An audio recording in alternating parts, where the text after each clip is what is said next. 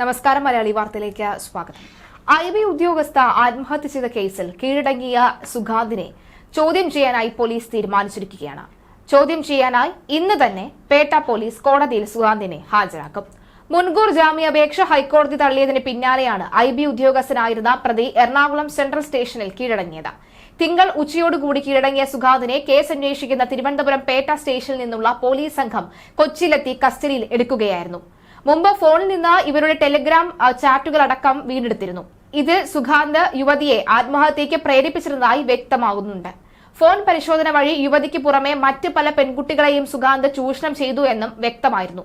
മുമ്പ് ആത്മഹത്യ ചെയ്ത യുവതിയും സുഗാന്തും തമ്മിലുള്ള ടെലഗ്രാം ചാറ്റുകൾ പുറത്തു വന്നിരുന്നു. ഇത് സുഗാന്ത് യുവതിയോട് എപ്പോൾ ആത്മഹത്യ ചെയ്യുമെന്ന് ചോദിക്കുന്നതടക്കമുള്ള ചാറ്റുകൾ ആത്മഹത്യ പ്രേരണയ്ക്കുള്ള തെളിവായി കോടതിയിൽ കാണിച്ചിരുന്നു. IB ഉദ്യോഗസ്ഥയുടെ മരണത്തിൽ വെളിപ്പെടുത്തൽ വരുമ്പോൾ മഞ്ഞുമലയുടെ ഒരറ്റം മാത്രമാണ് പുറത്തു വന്നത് എന്നാണ് ഹൈക്കോടതിയുടെ പരാമർശം വരുന്നത്.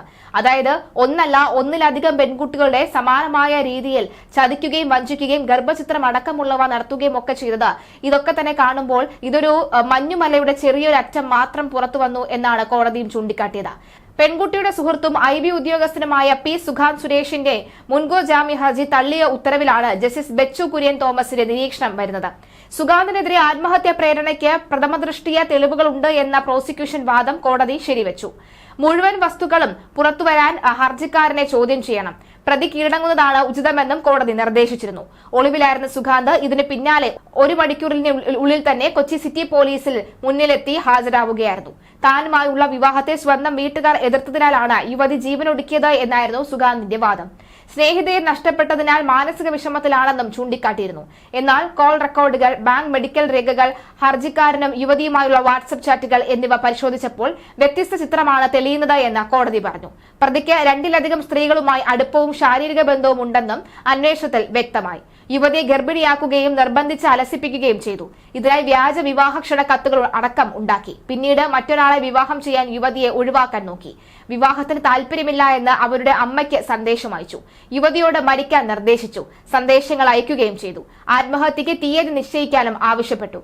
യുവതിയുടെ ശമ്പളവും പ്രതി വാങ്ങി. ഹർജിക്കാരന് മുൻകൂർ ജാമ്യം നൽകുന്നത് തുടരന്വേഷണത്തെ ബാധിക്കുമെന്ന് വ്യക്തമാക്കിയാണ് ഹർജി തള്ളിയത്. ഹർജിയിൽ യുവതിയുടെ അമ്മ കക്ഷി ചേർന്നിരുന്നു. ചാറ്റുകൾ ചോർന്നതിൽ അതൃപ്തിയുണ്ട് എന്നും പറയുന്നു. നിർണായക തെളിവുകളായ വാട്സ്ആപ്പ് ചാറ്റുകൾ ചോർന്നതിൽ ഹൈക്കോടതിക്ക് അതൃപ്തി. കേസ് ഡയറി കോടതിയുടെ പക്കലിരിക്കെയാണ് ചാറ്റുകൾ പുറത്തുവന്നത്. വാദത്തിനിടെ ഇതിലെ ഒരു വാക്കുപോലും പുറത്തു പോകാതെ ശ്രദ്ധിച്ചിരുന്നു. മറ്റേതോ സ്രോതസ്സിൽ നിന്നാണ് വിവരം ചോർന്നത്. അന്വേഷണം വേണ്ടതാണെന്നും കോടതി പറഞ്ഞിരുന്നു. ചാറ്റുകൾ ചോർന്നത് പോലീസ് അന്വേഷിക്കുമെന്ന് സർക്കാർ കോടതിയെ അറിയിച്ചു. സുഗാന്തിന്റെ കീഴടങ്ങൽ പോലീസിന് നാണക്കേടുണ്ടാക്കിയ കാര്യത്തിൽ യാതൊരുവിധ സംശയവുമില്ല. IB ഉദ്യോഗസ്ഥ ആത്മഹത്യ കേസിൽ പ്രതിയായ സുഗാന്ത് 2 മാസം കേരളത്തിൽ ഒളിവിൽ കഴിഞ്ഞിട്ടും പിടിക്കാത്തത് പോലീസിന് നാണക്കേടായി. ഹൈക്കോടതി മുൻകൂർ ജാമ്യം തള്ളിയതിന് പിന്നാലെയാണ് സുഗാന്ത് കൊച്ചി ഡെപ്യൂട്ടി കമ്മീഷണർ ഓഫീസിൽ കീഴടങ്ങുകയായിരുന്നത്.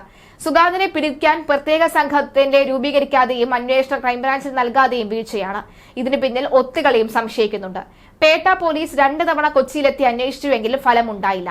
സുഗാന്ത് ഫോണോ ATM കാർഡോ ഡിജിറ്റൽ തെളിവുകളോ ഒന്നും ഉപയോഗിക്കാതെ നിന്നത് തന്നെയാണ് തിരിച്ചടിയായി മാറിയത്.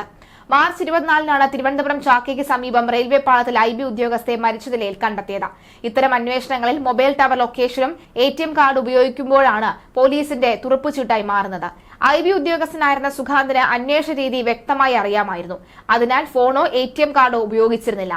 ബന്ധുക്കളുടെയും സുഹൃത്തുക്കളുടെയും ഒക്കെ ഫോൺ പോലീസ് നിരീക്ഷിച്ചുവെങ്കിലും ഇയാളുടെ വിളിയൊന്നും തന്നെ എത്തിയിരുന്നുമില്ല. ഇതുകാരണം ടവർ ലൊക്കേഷൻ ലഭിച്ചില്ല. ഉന്നതരുമായി ഉറ്റബന്ധം ഇയാൾ സൂക്ഷിച്ചതാണ് ഇതിനെല്ലാം കാരണമെന്നാണ് വ്യക്തമാകുന്നത്. സാധാരണ ഒളിവിലുള്ള പ്രതികൾ പണം തീരുമ്പോൾ ആരെയെങ്കിലും വിളിച്ച് അത് അക്കൗണ്ടിലേക്ക് ആവശ്യപ്പെടും. ഭൂരിഭാഗം കേസുകളിലും പണം ATM-ൽ നിന്ന് പിൻവലിക്കുന്നത് പോലീസിനെ പ്രതിയിലേക്ക് എത്തിക്കാൻ ഉള്ള പ്രധാന സഹായമായി മാറും. ഇതേക്കുറിച്ച് വ്യക്തമായി സുഗാന്തിന് അറിയാം. IB ഉദ്യോഗസ്ഥനായിരുന്ന പ്രതിക്ക് ഉന്നത പോലീസ് ഉദ്യോഗസ്ഥരുമടക്കം ഉറ്റ ബന്ധുക്കളുണ്ട്. മുൻകൂർ ജാമ്യ ഹർജിയിൽ ഹൈക്കോടതി തീരുമാനമെടുക്കും വരെ സുഗാന്തിനെ പിടിക്കാത്തതിന് പിന്നിലെ കാരണം ഇതാണെന്നും ആരോപണമുണ്ട്. IB ഉദ്യോഗസ്ഥ ആത്മഹത്യ ചെയ്ത സംഭവത്തിൽ സുഹൃത്ത് സുഗാന്ത് സുരേഷിന്റെ പേരിൽ ആത്മഹത്യാ പ്രേരണയ്ക്ക് പ്രഥമദൃഷ്ട്യാ തെളിവുണ്ട് എന്ന് ഹൈക്കോടതി വ്യക്തമാക്കി കഴിഞ്ഞു. സുഗാന്ത് നൽകിയ മുൻകൂർ ജാമ്യ ഹർജി തള്ളിക്കൊണ്ട് ജസ്റ്റിസ് ബെച്ചു കുര്യൻ തോമസിന്റെ ഉത്തരവിലാണ് ഇക്കാര്യം വ്യക്തമാക്കിയത്. സുഗാന്തിന് നേരെയുള്ള ആരോപണങ്ങൾക്ക് തെളിവുകൾ ഉണ്ടെന്നും വെളിപ്പെട്ടത് മഞ്ഞുമലയുടെ ഒരറ്റം മാത്രമാണെന്നും സംശയിക്കുന്നതായും ഉത്തരവിൽ പറയുന്നു. ഇതോടെ സുഗാന്തിന് മേലെയുള്ള ആത്മഹത്യാ കേസിൽ കുരുക്ക് മുറുകുകയാണ്. ഫോൺ, ബാങ്ക്, മെഡിക്കൽ രേഖകളും വാട്സ്ആപ്പ് ചാറ്റും പരിശോധിച്ചതിൽ നിന്ന് ഹർജിക്കാരനു നേരെയുള്ള ആരോപണം ബലപ്പെടുന്നതായും കോടതി പറഞ്ഞു. പ്രതിക്ക് 2-ലധികം സ്ത്രീകളുമായി അടുപ്പമുണ്ടെന്നും ശാരീരിക ബന്ധമുണ്ടെന്നും അന്വേഷണത്തിൽ വ്യക്തമാണ്. യുവതി ഗർഭിണിയായപ്പോൾ നിർബന്ധിച്ച് അലസിപ്പിക്കാൻ ഭാര്യയാണ് എന്ന് തെളിയിക്കാൻ വ്യാജ വിവാഹ ക്ഷണക്കത്തടക്കം ഉണ്ടാക്കി. പിന്നീട് മറ്റൊരാളെ വിവാഹം ചെയ്യാൻ യുവതിയെ ഒഴിവാക്കാൻ ശ്രമിച്ചു.